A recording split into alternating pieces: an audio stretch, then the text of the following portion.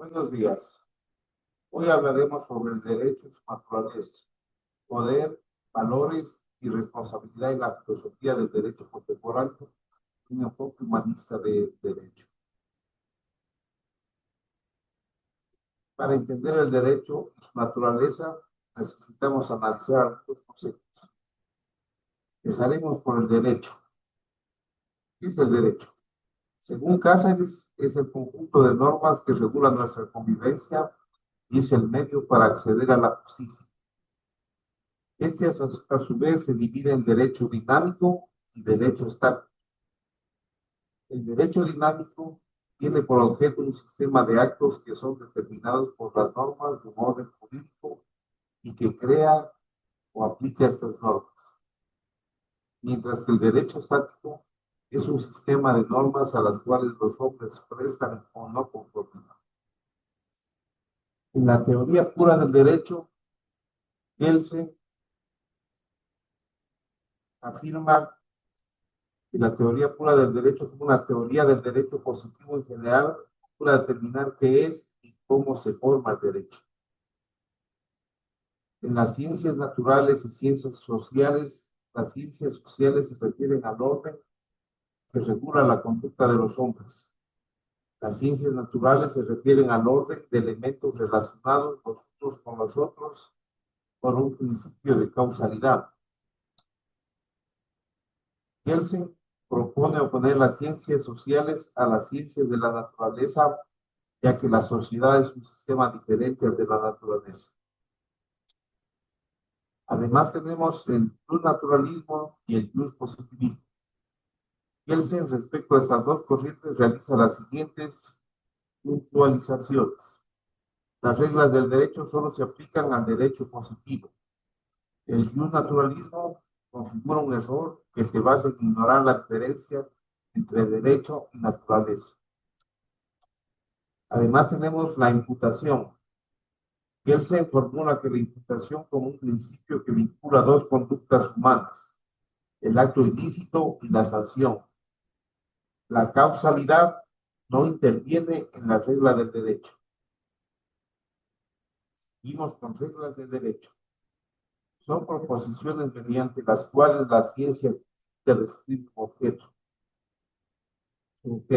La regla de derecho es el equivalente de la ley causal en la ciencia de la naturaleza. Estas son creadas por juristas que desean comprender el derecho.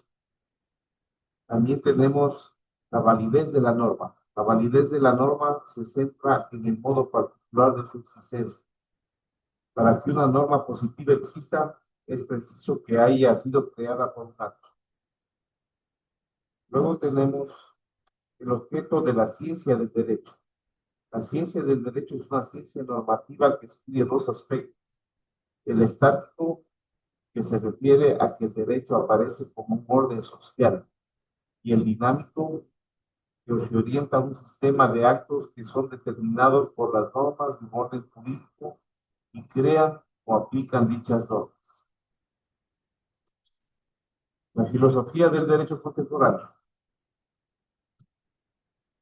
Tenemos el poder jurídico y su fundamento ético.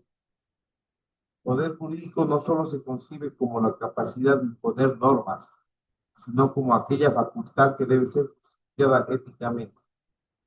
Aunque el positivismo clásico rechazó la vinculación del derecho y la ética, las corrientes contemporáneas deducen que el poder que carece de límites éticos se convierte en un instrumento de dominación y de búsqueda de intereses ajenos a la realidad propia del derecho jurídico.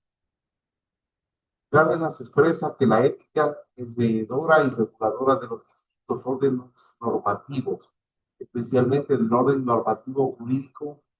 El afán por separar ética y derecho parece preocupación superada. Desde un enfoque humanista, el poder jurídico encuentra su legitimidad en la medida en que protege al ser humano y se promueve su bienestar.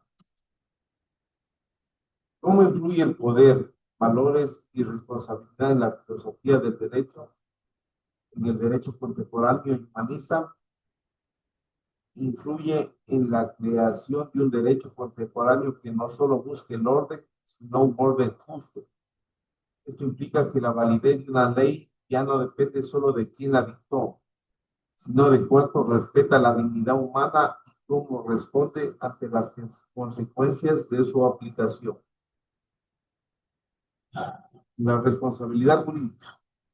García alude que la responsabilidad jurídica es la atribución de un sujeto de la responsabilidad por un daño que han padecido una persona física o jurídica o bien jurídico.